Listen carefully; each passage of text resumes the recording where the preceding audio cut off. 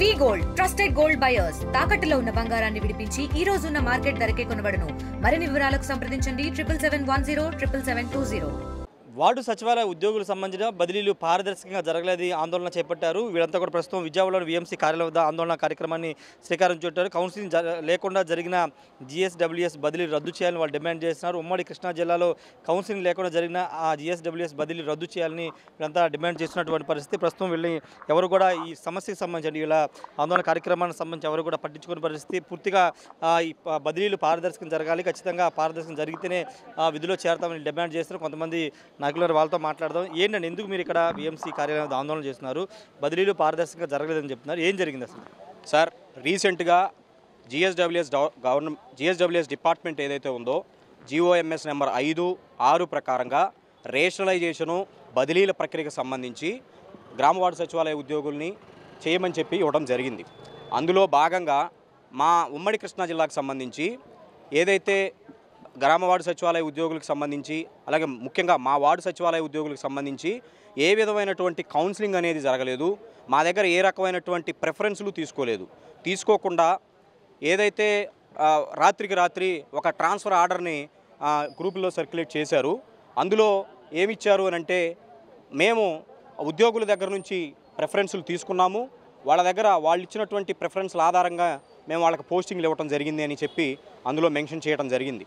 ఆ తర్వాత ఏదైతే మేము అందరు అధికారుల్ని ఉమ్మడి కృష్ణా జిల్లా కలెక్టర్ గారిని కలిసాము, ఎన్టీఆర్ జిల్లా కలెక్టర్ గారిని కలిసాము, మా నగరపాలక సంస్థ కమిషనర్ గారితో కూడా మాట్లాడటం జరిగింది, సిడిఎంఏ గారితో మాట్లాడాము, జిఎస్డబ్ల్యూఎస్ డైరెక్టర్ గారితో మాట్లాడాము, అలాగే ఈ బదిలీల ప్రక్రియ చూస్తున్నటువంటి నోడల్ ఆఫీసర్ గారితో కూడా మాట్లాడాము. ఎవరితో మాట్లాడినా ఆర్డీఎంఏ గారిని కూడా మా టీం ఎవరైతే ఉన్నారో రాజమండ్రిలో వాళ్ళు కూడా ఆర్డీఎంఏ గారిని అడగడం జరిగింది. ఆర్డీఎంఏ గారేమో మీ జిల్లా నుంచి వచ్చిందంటారు, జిల్లా కలెక్టర్ గారేమో మీ మున్సిపాలిటీ నుంచి వచ్చిందంటారు, మా కమిషనర్ గారేమో నాకు తెలీదు అక్కడ ఆర్డీఎంఏ వాళ్ళే చేశారంటారు. ఈ రకంగా అధికారులు ఎవరు కూడా దీని మీద స్పందించేటువంటి పరిస్థితి లేదు. మేమేం అడుగుతున్నాము అనంటే, ఏదైతే టీచర్లకు జరుగుతుందో మేము ఎక్కువ మంది ఒకేసారి రిక్రూట్ అయినటువంటి ఎంప్లాయీస్ 2019లో 2022లో 2 సార్లుగా రిక్రూట్మెంట్ అనేది జరిగింది. ఎక్కువ మంది ఎంప్లాయీస్ మేము వచ్చాము కాబట్టి ఒక బేసిస్ అనేది ఉండాలి కదా.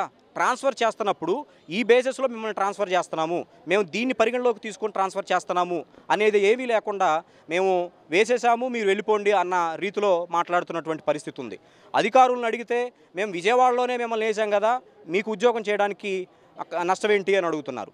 ఉద్యోగులు ఎవరైతే ఉన్నారో ఆల్రెడీ పిల్లల్ని స్కూళ్ళల్లో జాయిన్ చేసి ఉన్నారు, ఒక ప్లేస్లో వాళ్ళు ఆల్రెడీ ఉండి నివాసం తీసుకుంటుంటే వేరే మున్సిపాలిటీస్ నుంచి వేరే గ్రామాల నుంచి వచ్చి ఇక్కడ నగరపాలక సంస్థలో పనిచేస్తున్నటువంటి ఉద్యోగులు ఉన్నారు కాబట్టి కనీసం ఆ ప్రక్రియ ఏదో ముందు జరిపున్నా కానీ, మేలోనో ఎప్పుడో జరిపున్నా కానీ మా దగ్గర ప్రిఫరెన్స్ ఆర్డర్లు తీసుకొని జరిపుంటే మాకు కొంత కన్వీనియంట్గా ఉండేది. మేమేమి పక్కనే వార్డులో చేయాలని కోరుకోవట్లేదు, ఇంటి పక్కనే ఉద్యోగం చేయాలని కోరుకోవట్లేదు. విజయవాడలో ఎక్కడైనా ఉద్యోగం చేయడానికి సిద్ధంగా ఉన్నాము. కానీ ఒక మేనర్ అనేది ఫాలో అవ్వకుండా, అంటే ఈ బేసిస్లోనే మిమ్మల్ని బదిలీ చేస్తాము అనేది ఒకటి ఫాలో అవ్వకుండా, మా యొక్క మెరిట్ని పరిగణలోకి తీసుకోకుండా, మా యొక్క ర్యాంక్స్ని పరిగణలోకి తీసుకోకుండా చేయటం జరిగింది. అలాగే ఏదైతే అధికారులు చెప్తున్నట్టుగా జీవోలో మీకు కౌన్సిలింగ్ జరపాలని లేదు కదా అంటున్నారు. లేదు, ఓకే, వారి మాటకే వద్దాం. అదే జీవోలో ఏం మెన్షన్ చేశారంటే 5 సంవత్సరాలు పూర్తయిన వాళ్ళని అక్కడి నుంచి మూవ్ చేయాలని, 5 సంవత్సరాలు పూర్తవ్వని వాళ్ళని అక్కడే ఉంచాలని మెన్షన్ చేయటం జరిగింది. కానీ అది కూడా జరగలేదు. 5 సంవత్సరాలు అయిన వాళ్ళు అదే ప్లేసుల్లో కంటిన్యూ అవుతున్నారు, 5 సంవత్సరాలు అవ్వని వాళ్ళు అక్కడి నుంచి వేరే ప్లేస్కి మూవ్ అయిపోయారు. అలాగే చనిపోయినటువంటి ఎంప్లాయీస్, మా ఎంప్లాయీస్ కొంతమంది ఈ మధ్యకాలంలో చనిపోయారు, వాళ్ళకు కూడా పోస్టింగ్లు ఇచ్చారు. 1 year more than 1 year abscond అయినటువంటి ఎంప్లాయీస్కి కూడా పోస్టింగ్స్ ఇచ్చారు. అలాగే హ్యాండిక్యాపర్స్ ఉన్నారు, డెఫ్ అండ్ డెమ్స్ ఉన్నారు, కనీసం వాళ్ళ యొక్క అభ్యర్థనలు కూడా పరిగణలోకి తీసుకోకుండా వేసేశారు. మేము ఇప్పుడు అడుగుతున్నటువంటి పరిస్థితుల్లో ఇప్పుడు మేము అన్నీ చేస్తాము, అవన్నీ మేము చూసుకుంటాము అని చెప్పి మాట్లాడుతున్నారు. అంటే ఇదే రూల్ ఆఫ్ ఇది అప్పుడే పాటించుంటే ఇంత వచ్చి ఉండేది కాదు కదా. మా యొక్క మెరిట్ని పరిగణలోకి తీసుకొని ఏదైతే టీచర్లకు జరుపుతున్నట్టుగా, ఎంత పారదర్శకంగా జరుపుతున్నట్లుగా మాకు కూడా అలాగనే పారదర్శకంగా జరపండి. మా యొక్క ర్యాంక్ని ఆధారంగా తీసుకొని, మా యొక్క సీనియారిటీని ఆధారంగా తీసుకొని, మా యొక్క ప్రిఫరెన్స్ ఆర్డర్లు తీసుకొని బదిలీ చేయండి, మేము ఎక్కడైనా పనిచేయడానికి సిద్ధంగా ఉన్నామని చెప్తున్నాము. అలాగే ఇంకొక విషయం ఏమిటంటే, మా దగ్గరే పనిచేస్తున్నటువంటి వార్డు హెల్త్ సెక్రటరీలు కానివ్వండి, లేకపోతే మహిళా సంరక్షణ కార్యదర్శులకి చక్కగా వాళ్ళకి ట్రాన్స్పరెంట్గా కౌన్సిలింగ్ అనేటువంటిది నిర్వహించి వెబ్ కౌన్సిలింగ్ నిర్వహించి ఆ ఉమ్మడి కృష్ణా జిల్లాలో వాళ్ళకి బదిలీ అనేవి చేయడం జరిగింది. చాలా చక్కగా చేశారు. మహిళా పోలీసులకు సంబంధించి ఒక ఫస్ట్ కౌన్సిలింగ్లో చిన్న విషయం వస్తే మళ్ళీ వాళ్ళకి రెండో కౌన్సిలింగ్ జరపడానికి కూడా సిద్ధమయ్యారు. కానీ మేమేం అడుగుతున్నాము, మరి ఒకే దగ్గర పనిచేస్తున్నటువంటి 9 విభాగాలకు సంబంధించి ఒక 2 విభాగాలకి ఒక పద్ధతి, మిగతా వాళ్ళకి ఇంకొక పద్ధతి అనే విధంగా చేయటం జరిగింది. ఇది కాకుండా ఇప్పుడు ఏదైతే బదిలీలు చేశారో వాటిని ఒక విధానంలో ఒక మెరిట్ని ఆధారంగా పరిగణలోకి తీసుకొని, లేదు అనంటే ఒక ప్రిఫరెన్స్ని తీసుకొని ఉద్యోగుల దగ్గర నుంచి బదిలీలు చేయాలని చెప్పి మేము కోరుతున్నాం. అంటే ఆల్రెడీ మీకు పోస్టింగ్స్ కేటాయించేశారు. ఇప్పుడు మళ్ళీ కమిషనర్ కానీ, ప్రభుత్వం కానీ, లేకపోతే కమిషనర్ కానీ ఎంతవరకు వెనక్కి తీసుకుని మళ్ళీ రీపోస్టింగ్ ఆర్డర్స్ ఇచ్చే అవకాశం ఉంటుంది? అంటే మాకు ఏదైతే ఆర్డీఎంఏ గారు ఇచ్చిన ఆర్డర్ ఉందో మాకు అఫీషియల్గా ఇంతవరకు అయితే హ్యాండ్ ఓవర్ చేయలేదు. ఆ ట్రాన్స్ఫర్ ఆర్డర్ని మాకు అఫీషియల్గా హ్యాండ్ ఓవర్ చేయలేదు. మేము ఆ రోజు అర్ధరాత్రి 30వ తారీఖు నైట్ ఆర్డర్ వాట్సాప్ గ్రూపుల్లో సర్క్యులేట్ అయింది. మేము ఆ తర్వాత రోజు కన్సల్ట్ అయితే అసలు మేము ఆ ఆర్డరే ఇవ్వలేదు కదా, అది అఫీషియల్ రాలేదు కదా అన్నారు. ఆ తర్వాత వెళితే దీని మీద మాట్లాడేటువంటి పరిస్థితి లేదు. అఫీషియల్గా మాకైతే ఇంతవరకు ఆర్డర్ అయితే హ్యాండ్ ఓవర్ చేయలేదండి. మేము ఇప్పుడు అడుగుతున్నాం కాబట్టి ఇమీడియట్గా జోనల్ కమిషనర్ల ద్వారా ఆర్డర్లు ఇచ్చేటువంటి ప్రయత్నం చేస్తున్నారు. మీరు చెప్పండి, ఏంటి మీరు ఎదుర్కొన్న సమస్యలు ఏంటి ఇప్పుడు బదిలీలకు సంబంధించి? బదిలీలు అంటే ఏం లేదండి. ఇప్పుడు మాకైతే ఇప్పుడు మెరిట్ ద్వారా కానీ కౌన్సిలింగ్ ద్వారా కానీ ఎక్కడ ట్రాన్స్ఫర్ అనేది జరగలేదు.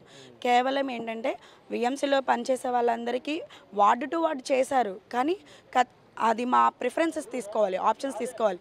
ఇందులో ఉమెన్స్ చాలామంది ఉన్నారు వర్క్ చేసేవాళ్ళు. దాంట్లో కొంతమంది హ్యాండిక్యాప్డ్ వాళ్ళు ఉన్నారు, డిజేబుల్ వాళ్ళు ఉన్నారు, లాక్టేటింగ్ వాళ్ళు ఉన్నారు. వాళ్ళందరికీ కొన్ని ప్రిఫరెన్సెస్ ఇస్తే, ఒక 2-3 సచివాలయాలను ప్రిఫరెన్స్ ఇస్తే దాంట్లో ఒకటి ఎంచుకునే అవకాశం మాకు ఉండేది. అది కూడా మాకేమి ఇవ్వకోకుండా మొత్తం అయిపోయింది, ఇంకా మీరు వెళ్ళి జాయిన్ అవ్వడమే, ఏమన్నా లోటుపాట్లు ఉంటే నేను తర్వాత రెక్టిఫై చేస్తానని కమిషనర్ గారు చెప్తున్నారు. కానీ అది కాదండి, అందరికీ ఒకేసారి జరగాలి. కౌన్సిలింగ్ పెట్టి మాకు మరలా ట్రాన్స్ఫర్ ఆర్డర్ ఇస్తే మేము తీసుకుంటాము. కౌన్సిలింగ్ ద్వారా జరగాలని మేము కోరుకుంటున్నాం. మహిళలకి కొన్ని ఇబ్బందులు ఉంటాయి, ఆ ఇబ్బంది కూడా పరిగణన తీసుకోకుండా పోస్టింగ్ ఆర్డర్స్ ఇచ్చేస్తే అది మీకు ఇబ్బంది కలిగించే అంశం కదా? అవునండి, ఎందుకంటే ఇప్పుడు వార్డ్ ఆల్రెడీ జాయిన్ అయినప్పుడే మీరు సచివాలయం దగ్గరలోనే ఉండాలి అని గవర్నమెంట్ ఒక పాస్ చేశారు. అలాగే ఇప్పుడు మేము హౌసెస్ కూడా మారడం అయ్యింది, పిల్లల స్కూళ్ళు కూడా మార్చుకొని పెట్టుకోవడం అయింది. మళ్ళీ ఇప్పుడు మమ్మల్ని ఒక ఏరియా నుంచి ఇప్పుడు నేను 1 టౌన్లో చేస్తున్నానండి, నన్ను తీసుకెళ్ళి భవానీపురం ఎండింగ్లో వేశారు. ఇప్పుడు ఆ భవానీపురం ఎండింగ్లో నేను వెళ్ళాలి, మాకు డైలీ సర్వీస్ ఉంటాయి. తెలుగులో న్యూస్కి ఫాస్టెస్ట్ యాప్ ఇప్పుడు టోటలీ న్యూ అవతార్లో జస్ట్ 5 సెకండ్స్లో కంప్లీట్ న్యూస్. సోషల్ మీడియాలో ట్రెండ్స్కి one stop solution. Live TV app voice search ఆప్షన్తో ఇప్పుడే డౌన్లోడ్ చేయండి లేదా అప్డేట్ అయిపోండి. యాప్ లింక్ డిస్క్రిప్షన్లో ఉంది.